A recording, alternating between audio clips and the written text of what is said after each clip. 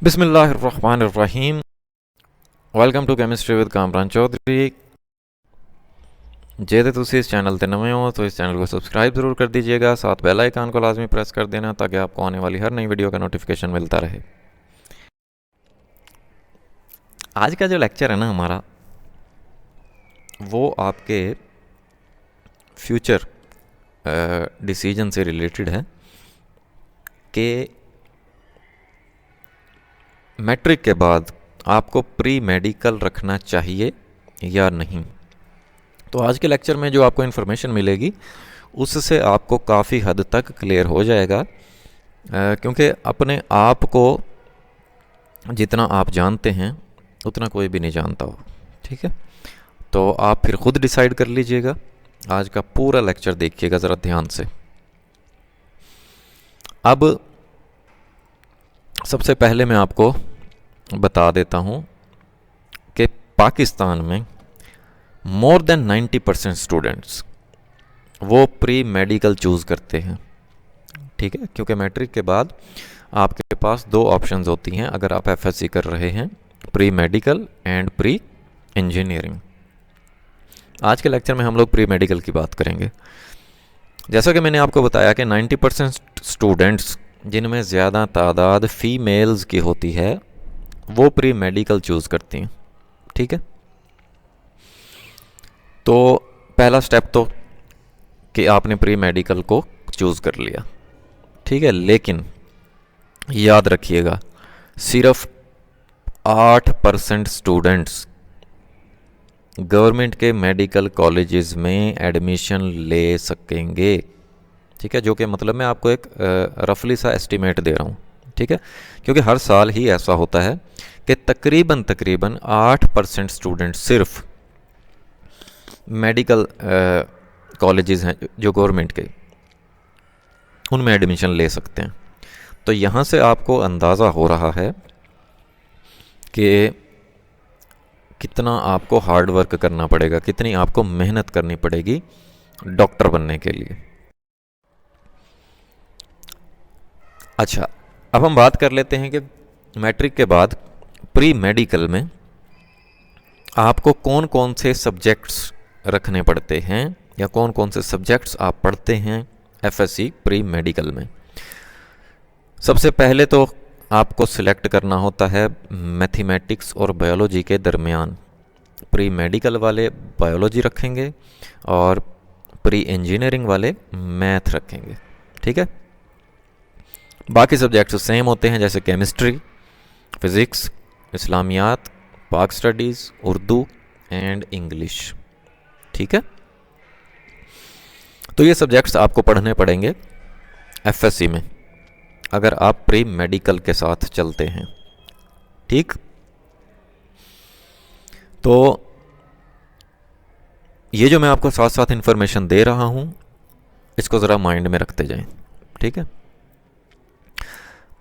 बदकिस्मती से ख़ास तौर पर जो लोअर एरियाज़ के जो लोग हैं वहाँ पे ना बच्चे ख़ुद से अपना फ्यूचर डिसाइड नहीं करते।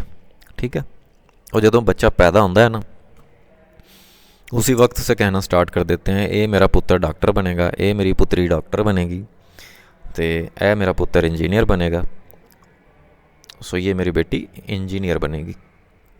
मतलब उन लोगों को, वहाँ के लोगों को, जो छोटे शहर के लोग हैं, गांव के लोग हैं, वहाँ के लोगों को बस ये दो ही फील्ड्स का पता है कि या इंजीनियर बना दो बच्चे को या डॉक्टर बना दो।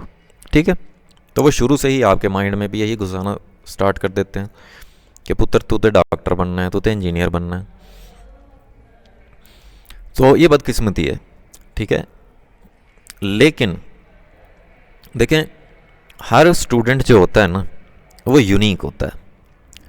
अगर एक स्टूडेंट 3 सब्जेक्ट्स में भी फेल हो रहा है, यकीन माने तब भी उसके अंदर कोई ना कोई ऐसा टैलेंट ज़रूर छुपा हुआ होता है जो कि किसी दूसरे स्टूडेंट में नहीं होता। ठीक है, तो कोशिश किया करें कि आप ख़ुद अपना फ्यूचर जो है वो डिसाइड करें।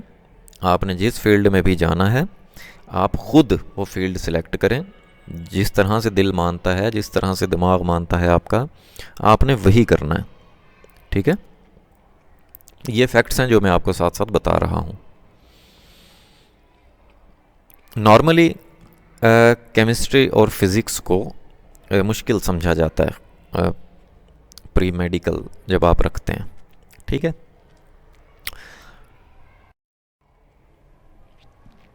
अच्छा, यहाँ पे ऑलरेडी जैसे मैं आपको बता चुका हूँ कि ये फैक्ट है कि सिर्फ़ और सिर्फ 8% स्टूडेंट ही जो एमडी कैट है वो पास कर पाते हैं। ठीक है, जैसे एग्जांपल दूँ मैं आपको कि अगर 100 स्टूडेंट्स ने इम्तिहान दिया तो 8 स्टूडेंट्स पास कर पाएंगे, 8 स्टूडेंट्स सेलेक्ट होते हैं। ठीक है, ये रफली सा आइडिया मैं आपको दे रहा हूँ। ठीक है, इसी तरह से अगर 10 स्टूडेंट्स ने दिया एमडी कैट तो 1 स्टूडेंट सेलेक्ट होगा। अब हम लोग देख लेते हैं एग्रीगेट फार्मूला जो कि पीएमसी ने आपको दिया है 2021 के एमडी कैट के लिए या 2022 में जो होगा। ठीक है, अच्छा, अब इसके जो है ना बेसिकली ना 5 पोर्शन होते हैं, जिसमें biology, chemistry, physics, English and logical reasoning के मार्क्स होते हैं। टोटल मार्क्स कितने होते हैं? 210 मार्क्स होते हैं और 1 मार्क का एक एमसीक्यू आता है। ठीक है, नेगेटिव मार्किंग पहले होती थी, अब नहीं होती, नेगेटिव मार्किंग नहीं होगी। अगर हम डिवीजन की बात करें मार्क्स की तो बायोलॉजी 68 एमसीक्यूज़ आएंगे। ठीक है, और हर एमसीक्यू 1 नंबर का होगा तो 68 मार्क्स ये हो गए।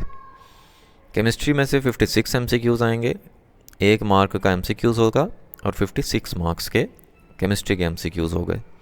इसी तरह 56 एमसीक्यूज़ आएंगे फिज़िक्स में से, 20 एमसीक्यूज़ आएंगे इंग्लिश में से, एंड लॉजिकल रीजनिंग जो क्वेश्चन हैं वो 10 आएंगे, 10 एमसीक्यूज़ जो कि 10 मार्क्स के होंगे। ठीक है, तो इस तरह से टोटल मार्क्स आपके 210 हो गए। अच्छा, अब जो पेपर होता है ना एमडी कैट का, उसकी परसेंटेज होती है 50%।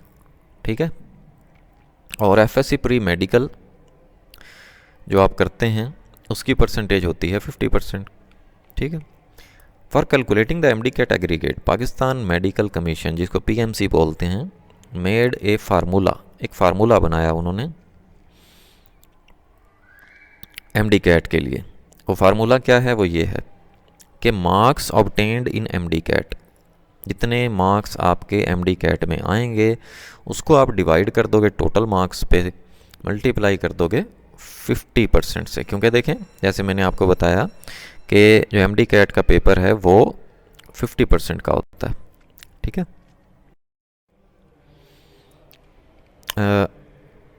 For MBBS and BDS admission the general merit formula क्या होता है? वो ये होता है 10% मार्क्स होते हैं आपके मैट्रिक के, 40% आपके एफएससी के काउंट होंगे और 50% मार्क्स एमडी कैट के काउंट होंगे। ठीक है, तो ये सारी चीज़ें आपके सामने हैं। ये चीज़ें मेरे आपके साथ शेयर करने का पर्पज़ बिल्कुल ऐसा नहीं है कि मैं आपको डराऊं या आपको मतलब जो है मैं प्री मेडिकल में एडमिशन लेने से या प्री मेडिकल कंटिन्यू करने से मैं रोक रहा हूँ, ऐसा नहीं है। लेकिन जो रियलिटी है वो मैंने आपके सामने रख दी है। ठीक है, बजाय इसके कि आप ख्वाबों की दुनिया में रहें, आपको रियलिटी पता होनी चाहिए। ठीक है, आप अपने आप को एनालाइज करें, क्योंकि आपकी कमज़ोरियाँ और आपकी जो स्ट्रेंथ है वो आपको पता है और किसी को नहीं पता। ठीक है, अपने दिलो दिमाग से पूछें और जो आपका दिलो दिमाग कहेगा, जिस फील्ड में भी जाने को कहेगा, तो वही आप फील्ड चूज़ करें।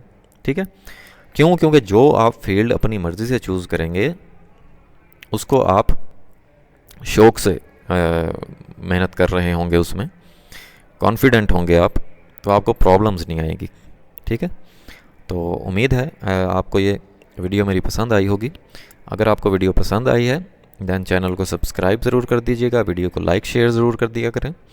ताकि आपके फ्रेंड सर्कल में जो लोग हैं उनका भी फ़ायदा हो जाए। Thank you very much for watching this video.